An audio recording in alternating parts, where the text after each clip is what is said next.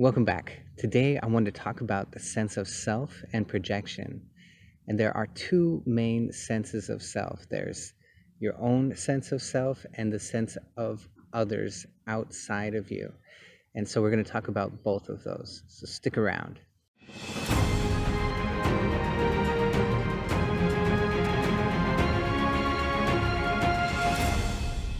So one of the greatest questions that we can ask ourselves is, who am I? What am I? It's very interesting because as you dig into that question, your sense of self actually recedes farther and farther. And that's a very interesting process. So you might think, well, I'm my thoughts, but your thoughts change. Obviously, you're not your thoughts. So then, well, I'm my deeper thoughts. But even your deep thoughts shift and change. You're not your thoughts. You might say, well, I'm my memory. Every time that you touch on a memory, it actually changes. It shifts very slightly. So every time you touch on your memories, you're changing them in the process of bringing them up and touching them mentally. So you're not your memories. Your memory can be completely wiped out, but still you're there. So you're not your memory. Well, I'm my emotions. But there are times when you're deeply concentrated, there's no emotion present at all. It's empty. So you're not your emotions. And your emotions change constantly. You might go from one emotion to another, so you're not your emotions. Well, then I'm my convictions, my values, my beliefs. But those change too over time. What you held to be true when you were a child is certainly not what's true for you identically when you're an adult. So you're not those things either. And so as you dig more and more, you'll find that you are more and more empty and that you're just an empty shell. Because see, actually, your sense of self, who you are, is a hallucination and has to do with the temporal lobes, which are right about here, which interestingly, on the left side is where we carry language. That's where the language center is, Broca's area. It also has to do with the left and right amygdala that have to do with negative emotions and positive emotions. The sense of doom is on the right amygdala. And that's designed to tell us the bad news first, because when a jungle cat is chasing you, you have to run. You have to know that first. When the house is burning down, you have to know that first rather than something positive. And so the sense of doom is always closest to us on the right amygdala. And also the left and right hippocampus play a very big part in the hallucination of self. But one of the very main places where this sense of I-ness is held is in the left temporal lobe. And there was a brutal experiment, but very revealing, a brutal experiment where they wanted to see what part of the brain was necessary to have a hallucination. And so they put the monkeys on LSD and then took out different parts of the brain to see where did they stop having hallucinations. And it was the temporal lobe was the one place that was necessary to have the hallucination. So we can deduce that the main place where we hallucinate a sense of self is in the temporal lobe, which interestingly is also where our language center is located, our primary language center. So the brain will go into the right side for meaning and context, but the main center for language, the voice, the perpetual story machine, as Wake told me. Did I get it right, Wake? The perpetual story machine is right here in the temporal lobe on the left side.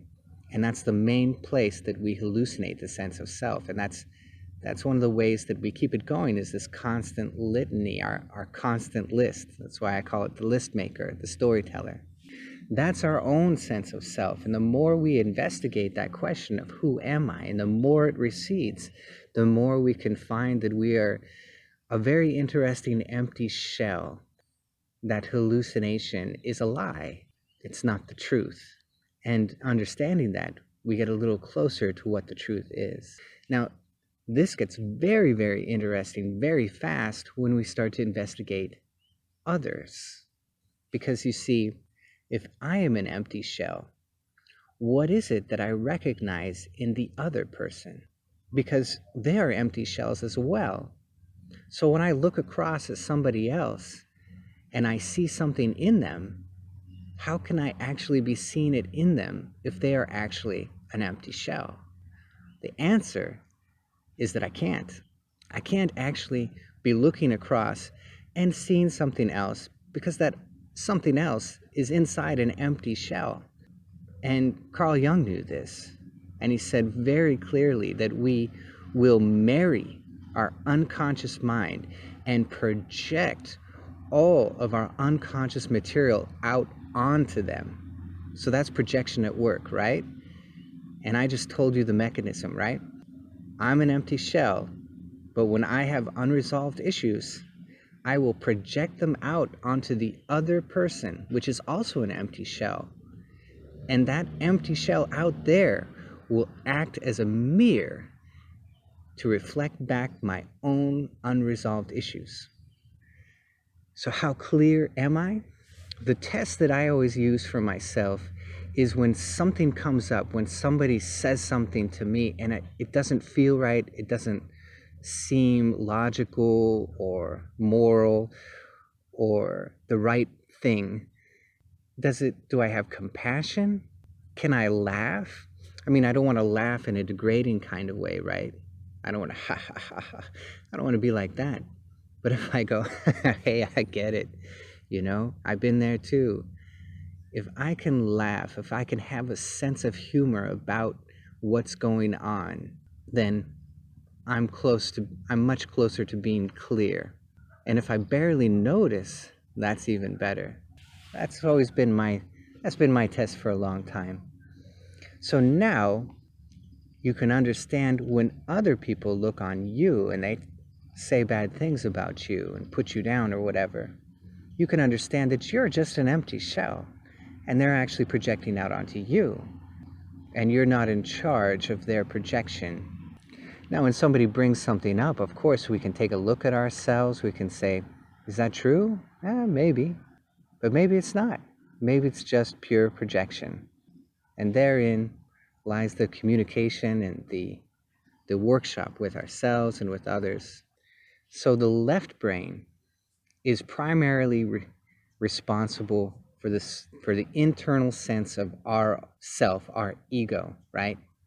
And it's the right brain that's primarily responsible for our sense of others.